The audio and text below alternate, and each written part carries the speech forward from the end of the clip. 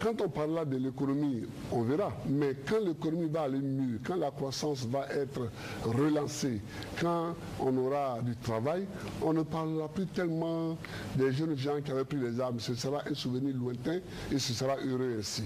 Mais il faut une loi de programmation militaire faite par eux. Assure l'évolution dans l'armée, les grades. Mais les pratiques n'ont pas changé depuis le temps où le Premier ministre était aux affaires. Ah non, les pratiques n'ont pas changé. Ce sont des militaires qui font des propositions et le chef d'état-major les transmet au ministre, le ministre les amène. Mais moi, j'appelle tous les chefs de corps avant de prendre les décisions. Très bien. Votre temps a été épuisé. On va embrayer sur la sécurité, l'insécurité qui est préoccupante dans ce pays. Agression à domicile, braquage, coupeur de route. Parfois, on paraît impuissant devant tous ces phénomènes. Comment faire, M. Babo, pour assurer la sécurité des personnes et des biens dans ce pays? Il faut renforcer la gendarmerie et il faut renforcer la police. Nous avons commencé à mettre des bataillons de forces de police à Divo, Gagnois. On va continuer. Au Guinée aura un bataillon de CRS. On aura à Korogo, à Bondoukou, dans toutes les capitales des régions, nous mettrons des policiers en force suffisante. C'est un des domaines sur lesquels il ne faut pas négliger. Il ne faut pas négliger les choses. Il faut payer pour la police. Nous avons déjà fait des réformes, nous avons déjà augmenté les traitements salariaux des policiers, nous avons augmenté les traitements salariaux des gendarmes, mais il faut faire plus. Il faut recruter pour que il y ait un maillage total sur l'ensemble du territoire. Donc, sur les braquages qu'il y a sur les routes, les coupeurs de route, il faut rendre la gendarmerie et la police mobiles.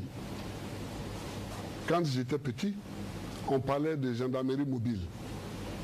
Il faut les rendre mobiles. C'est-à-dire qu'il faut que sur l'autoroute, il y en ait qui partent d'Abidjan jusqu'à Yamoussoukro, il y en a qui partent de Yamoussoukro jusqu'à Abidjan.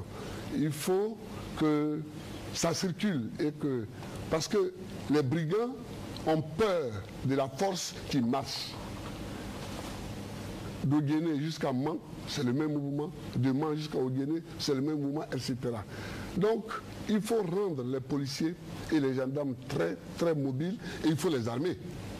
Il faut les armer, il faut les équiper.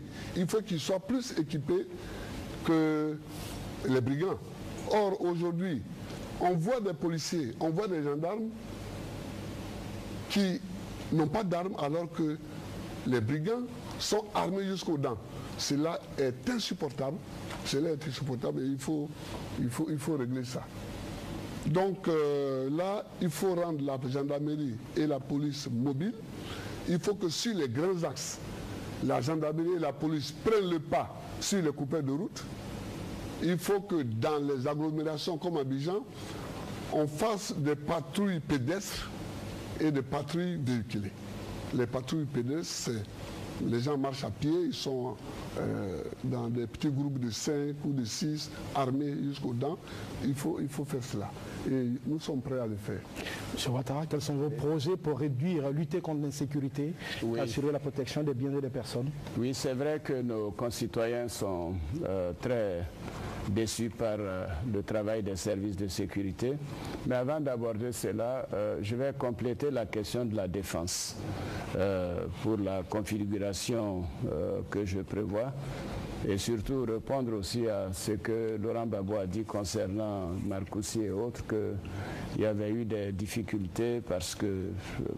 mais je ne reviens pas là-dessus, mais c'est pour cela que je veux que les enquêtes que nous aurons eu à faire, la commission Vérité et Réconciliation, établissent un chronogramme de ce que nous devons faire et quand est-ce que nous devons le faire. Comme ça, ce sera très clair pour tout le monde. En matière de défense, moi j'ai prévu dans mon programme la création d'un service national on va dire que je jette des milliards à la face de nos concitoyens, mais non, parce que pour que le service obligatoire, pour une courte période, pour que le service militaire, civil ou mixte, et qu'il y ait une certaine liberté de choix pour les jeunes.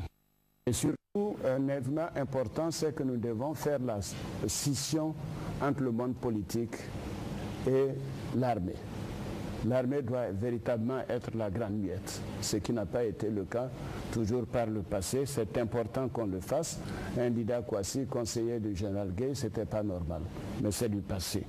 Alors bon, il y a les questions de rajeunissement des effectifs, il y a les conditions de vie des militaires et autres. Mais sur la sécurité, il faut faire un effort pour la sécurisation des personnes, mais aussi des biens. Et il faut travailler à la réorganisation de la police et de la gendarmerie. Et dans mon programme, j'ai prévu 60 milliards de francs CFA pour cela, parce que c'est une priorité. Il faut l'intensification des actions des forces de l'ordre sur le terrain. Ce n'est pas le cas aujourd'hui. Il faut l'accélération des traitements des cas de délinquance par la justice. C'est très lent, on sait qu'il y a toujours ces margouillards dont j'ai parlé. Et puis, toute une série de choses, la mise en place d'un dispositif social aussi pour la prévention de la délinquance. Et c'est pour cela d'ailleurs que j'ai prévu l'école obligatoire jusqu'à 15 ans. Parce que ça permet en fait d'avoir des jeunes gens qui au moins ont un certain niveau avant de pouvoir faire autre chose.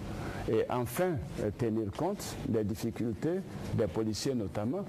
Il y a des baux de policiers, me disent-ils, ont plus de 15 mois d'arriérés de baux administratifs. Alors avec ça, ils sont quelquefois mis dehors dans les cours communes, etc. Donc,